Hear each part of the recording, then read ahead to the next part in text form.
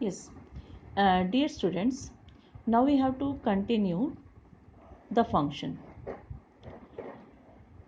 First of all, we have the composition of functions. Composition of functions, that means we have two functions. F is a function from x to y and g is a function from y to z. F is a function from x to y and g is a function from y to z. Is both the functions can be combined? First of all, you have to see an example. If any student who comes from 10th class after 1 year he will go in 11th class. When he passes the 10th class, then he will goes in the 11th class. And any student from 11th class goes to 12th class after 1 year. Is there any student who goes 10th to 12th? Direct तो वो 10th से 12th में नहीं जा सकता, उसको 11th तो pass out करनी पड़ेगी. यानी कि अगर वो उसको 10th से 12th में जाना है तो 11th उसको पास करनी ही पड़ेगी. अब इसी तरह से अगर हमारे पास f फंक्शन है x टू y के लिए, ये हमारे पास है x, ये है y और ये हम कंसीडर करते हैं z. अगर कोई फंक्शन x टू y है यानी कि x के एलिमेंट y में जा रहे हैं. y हमारे पास क्या है? f की कोडोमेन है और g के लिए y क्या है? डोमेन. यानी कि g के लिए जो y है वो हमारे पास क्या है? डोमेन. अब ये जो डोमेन के एलिमेंट्स किस में जा रहे हैं? z में जा रहे हैं. किसके अंडर? g के under.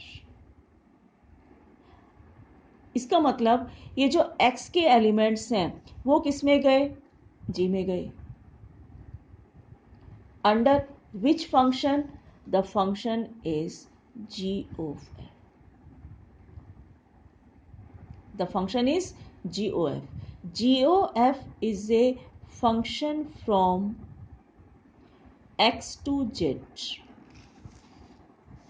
G of f is a function from x to z. Is defined by g of fx is equal to gfx.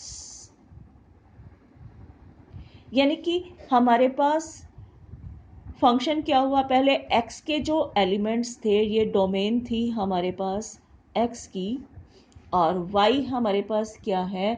Codomain है. किसकी? f की. ठीक है. अब ये जो कोडोमेन है, कोडोमेन जो बच्चे 11th क्लास में पास आउट होंगे वही 12th क्लास में जाएंगे.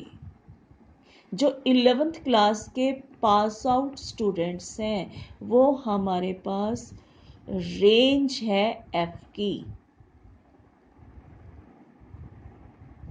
कोडोमेन तो पूरी क्लास हो गई, मीन्स एज इट इज हो गई, लेकिन रेंज हमारे पास क्या होगी? जो 10th के पास आउट स्टूडेंट्स हैं. अब ये अंडर g हमारे पास z में जाएंगे यानी कि 12th क्लास में जाएंगे. और ये कब पॉसिबल है? जब हमारे पास जो domain of g is equal to range of f. अगर जी की डोमेन एफ की रेंज के इक्वल है तभी हमारे पास कंपोजिट फंक्शन पॉसिबल है. Is it clear? And now for example, F is a function from R to R is defined by x square, and G is a function from R to R defined by Gx is equal to sin x. Now we have to find G of f. G of fx. G of fx, that means G fx. What is fx? Fx is equal to x square. It becomes G of x square.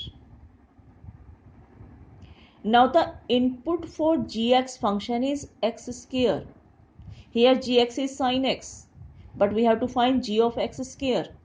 यानी कि x को हम replace करेंगे x square से, तो gx हमारे पास क्या बन जाएगा?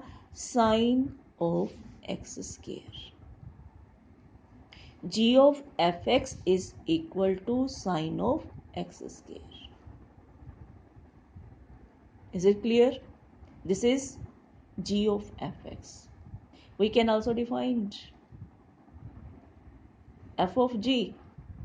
f of g कैसे डिफाइन करना है? g हमारे पास फंक्शन है फ्रॉम x to y और f फंक्शन है y to z. Then f of gx is equal to f gx. Same वैसा ही है. यानी कि अगर हमारे पास f is a function from r to r है और g is a function from r to r है, तब हम f ऑफ g भी डिफाइन कर सकते हैं और g ऑफ f भी डिफाइन कर सकते हैं. Is it clear?